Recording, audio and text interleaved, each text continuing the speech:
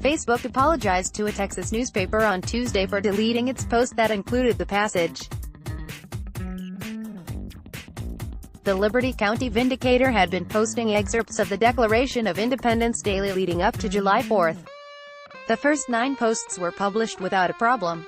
The 10th post, which included paragraphs 27 through 31 of the Declaration of Independence, was deleted by Facebook. According to Casey Stinnett, the Vindicator's managing editor, the paper received a notice from Facebook that said the post goes against our standards on hate speech. After realizing its mistake, Facebook restored the post.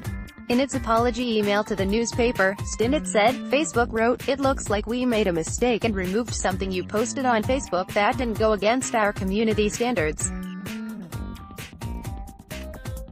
We want to apologize and let you know that we've restored your content and removed any blocks on your account related to this incorrect action." In a statement after the incident, Stinnett expressed his belief that the post was considered offensive and taken down because it included the phrase, "Indian savages." While the Vindicator cannot be certain exactly what triggered Facebook's filtering program, the editor suspects it was most likely the phrase, "Indian savages," Stinnett said in the statement. Perhaps had Thomas Jefferson written it, as Native Americans at a challenging stage of cultural development, that would have been better. He blamed the incident on an automated action. The removal of the post was an automated action, Stinnett wrote. If any human being working at Facebook were to review it, no doubt the post would be allowed. A Facebook spokesperson told CNN that the post was removed by mistake and restored as soon as we looked into it. We process millions of reports each week, and sometimes we get things wrong. The spokesperson added that the mistake was due to not recognizing the passage was from the Declaration of Independence. Facebook has come under criticism for not being transparent enough about how it decides what is or isn't banned. And it has at times appeared inconsistent in the applications of its own rules. Most recently, Facebook fought accusations that it censored conservative personalities like Diamond and Silk in the United States. Human rights groups have complained about its handling of hate-filled posts linked to violence in countries like Myanmar. Facebook has made efforts to share how it handles such issues.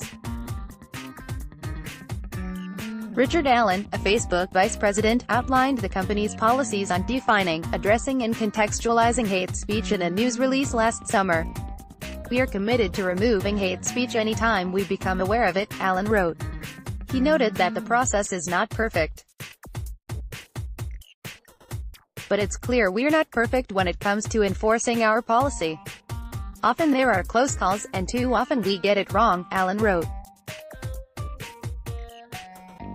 "Our mistakes have caused a great deal of concern in a number of communities, including among groups who feel we act, or fail to act, out of bias." He also addressed the gaps in technology. "We are, for example, experimenting with ways to filter the most obviously toxic language in comments so they are hidden from posts. But while we are continuing to invest in these promising advances, we are a long way from being able to rely on machine learning and AI to handle the complexity involved in assessing hate speech." Monica Bickert, also a vice president at Facebook, addressed the issue of how Facebook decides what to allow on its platform in an April news release. "We know we need to do more. That's why, over the coming year, we are going to build out the ability for people to appeal our decisions," Bickert said. Despite Facebook's effort to improve its policing, Stinnett said he had found it difficult to rectify the paper's own issue. It does not appear the folks at Facebook want anyone contacting them. Or, at least, they do not make it easy, Stinnett wrote in his statement. CNN's Heather Kelly contributed to this report.